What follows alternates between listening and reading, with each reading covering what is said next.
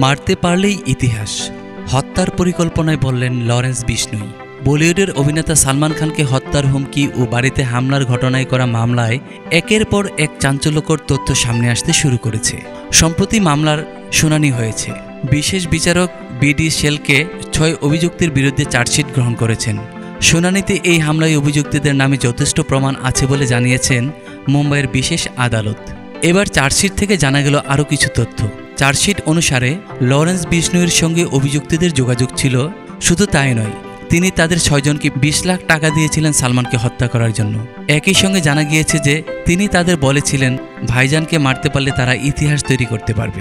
ইতিমধ্যেই মুম্বাইয়ের বিশেষ আদালতের পক্ষ থেকে একটি জামিন ও অযোগ্য ওয়ারেন্ট ইস্যু করা হয়েছে লরেন্স বিশনোইয়ের ভাই আনমোল বিশনোই ও রোহিত গুদেরার নামে। গত ২৭ জুলাই এই ওয়ারেন্ট বের করা হয়েছে। তবে বর্তমানে তারা দুজনেই পলাতক রয়েছেন। পুলিশের পেশ করা চার্জশিট থেকে জানা গেছে আনমোল বিশনোই শুটার বিকি গুপ্তা ও সাগর পালকে বলেছিলেন যে তারা যেন হেলমেট না পরে যান এবং ধূমপান করেন নিজেদের নির্ভীক প্রমাণ করতে। তাদের কথোপকথনের সেই অডিও ক্লিপ পেশ করা হয়েছে ক্রাইম ব্রাঞ্চের পক্ষ থেকে।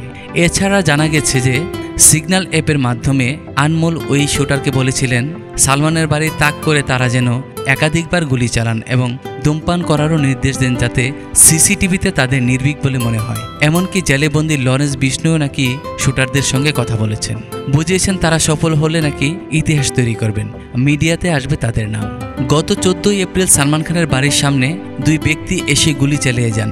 এরপর থেকে ধীরে ধীরে নতুন করে প্রকাশ্যে আসতে থাকে বিশনোই গ্যাংয়ের সালমান হত্যার পরিকল্পনার কথা। ১৯৯৮ সাল থেকে বিশনোই গ্যাংয়ের হিট তালিকায় রয়েছেন সালমান খান। ওই বছরই একটি সিনেমার শুটিংয়ে গিয়ে তিনি রাজস্থানে একটি কৃষ্ণসার হরিণ মারেন। আর এই বিশনোই গ্যাং কৃষ্ণসার হরিণকে দেবতার রূপে পূজা করে। এরপর থেকে সালমান খানকে হত্যা করতে চাইছে বিশনোই গ্যাং। একাধিকবার হুমকির পর শেষ পর্যন্ত তার বাড়িতে গুলি চালানোর ঘটনা ঘটে।